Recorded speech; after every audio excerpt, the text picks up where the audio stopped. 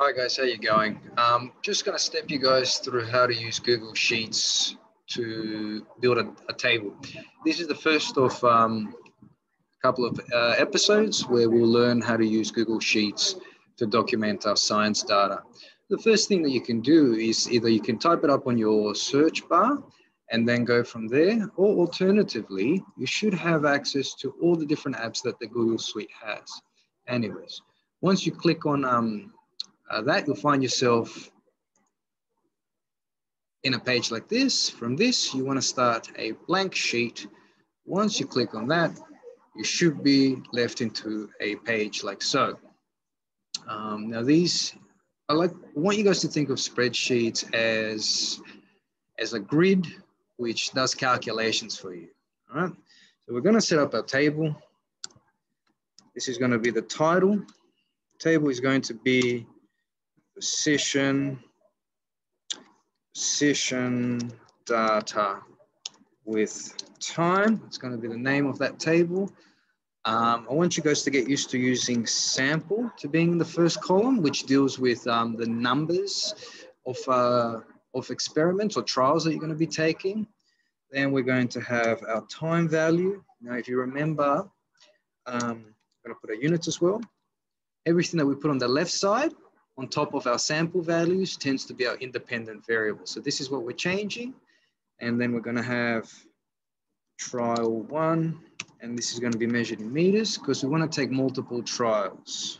Trial 2, that's also going to be meters because we're measuring time. That's going to be our dependent variable.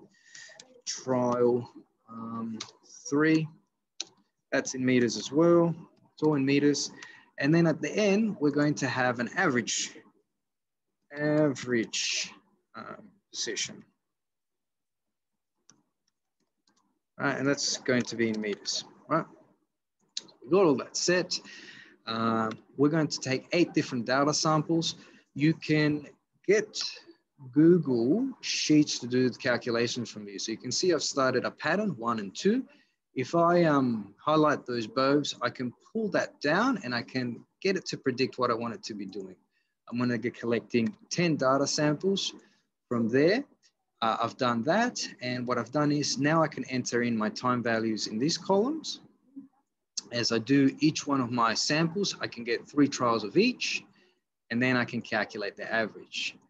Okay, so I'm going to enter my time values, 0.05.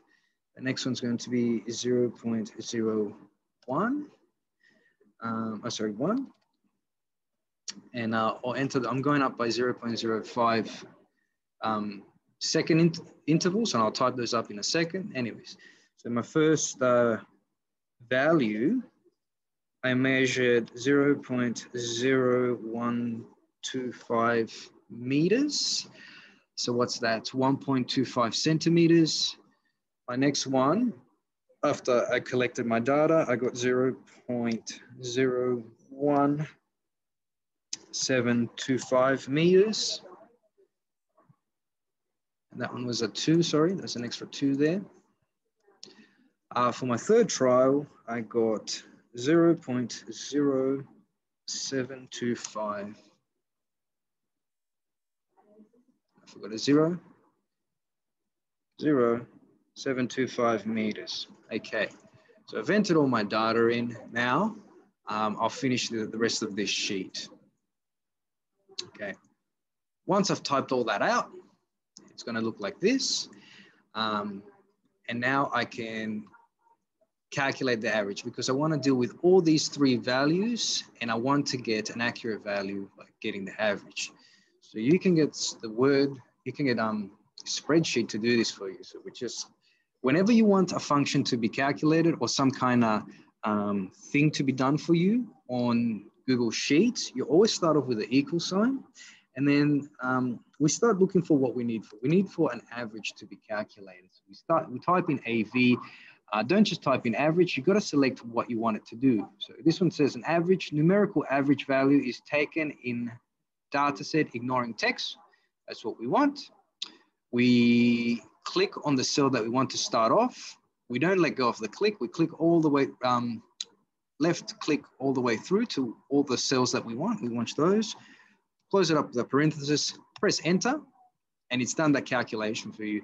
Now this autofill function has come up, and that's fine. You can tick on yes. But if you want to repeat that same calculation for everything that's on these columns, all you have to do is drag that blue box down and it repeats it for all your data. So that means I've got the average for each one of my data. So I've finished my table, right?